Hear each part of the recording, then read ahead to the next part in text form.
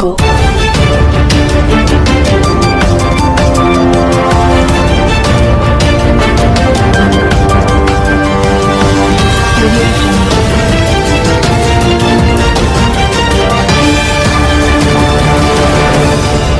Purvanchal bulletin निष्पक्ष खबर आप तक। इस समय देश और प्रदेश में एक मामला बहुत जोर से चल रहा है।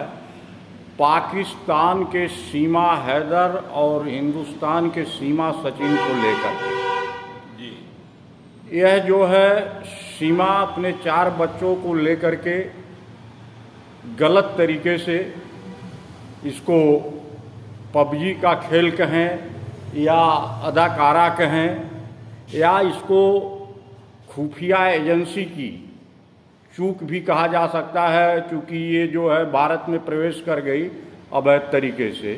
थोड़ा सा इस पर जानना चाहते हैं कि आखिर ये पूरा मामला है क्या। सबसे पहले तो आपने सही कहा कि भारतीय खुफिया एजेंसियों की सबसे भयानक और बड़ी भूल है, चूक है, क्योंकि सीमा हैदर इतनी मासूम नहीं है कि पबजी के माध्यम से प्रेम करके वो भारत चली आई।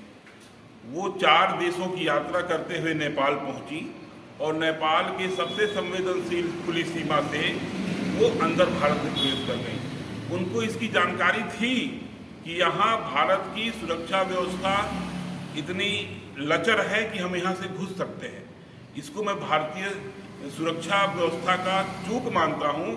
भारत सरकार को चाहिए सबसे पहले तो ये सुरक्षा व्यवस्था सही करावे, सीमा का जो बॉर्डर है इसकी सुरक्षा व्यवस्था और विशेषकर भारत नेपाल सीमा व्यवस्था।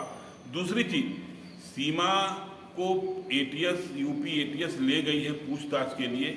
मुझे ऐसा सहज नहीं दिखता कि वो प्रेम में पागल होके 4 देशों की यात्रा की और भारत पहुंच के उसके साथ उसने विवाह कर लिया और हिंदू धर्म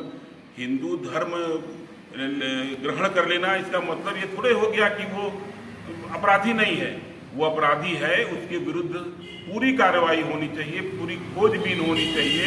मेरा अपना मानना है कि इस पूरी यात्रा को अगर हम देखें, इस पूरे वृत्तांत को देखें, तो कहीं न कहीं हमको आईएसआई अथवा किसी भी गुप्तचर होने की संभावना प्रतीत होती है। ठीक है, ये पाकिस्तान से आई हुई है और खुफिया एजेंसी और तमाम चीज़ों को धोखा देते हुए इसने प्रवेश भारत में किया है।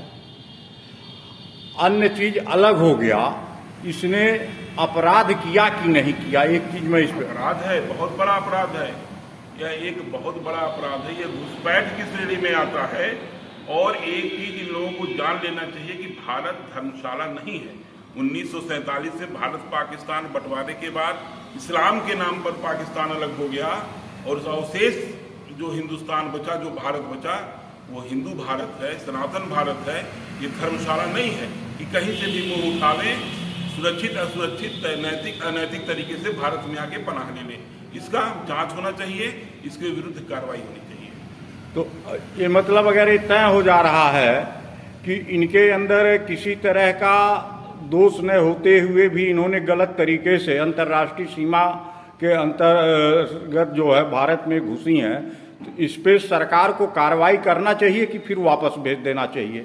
देखिए, अब यही सोच लीजिए, अगर सीमा 4 देशों को लांघते हुए भारत आ गई, उनको हम मेहमान की तरह टिकाए हुए हैं। अगर कहीं सचिन उसके प्रेम में पागल होकर भारतीय सीमा लांघकर पाकिस्तान में चला गया होता, तो आप कल्पना कीजिए आज सचिन के साथ क्या हो रहा होता। इस प्रश्न का यही जवाब है। तो आप चाहते हैं कि मतलब इनके ऊपर कड़ी से कड़ी कार्रवाई हो, पूरी जांच हो। हाँ, ये एटीएस जांच कर रही है, जांच में दोषी पाए जाते हैं, बिल्कुल कार्रवाई होनी ही चाहिए। ठीक, धन्यवाद।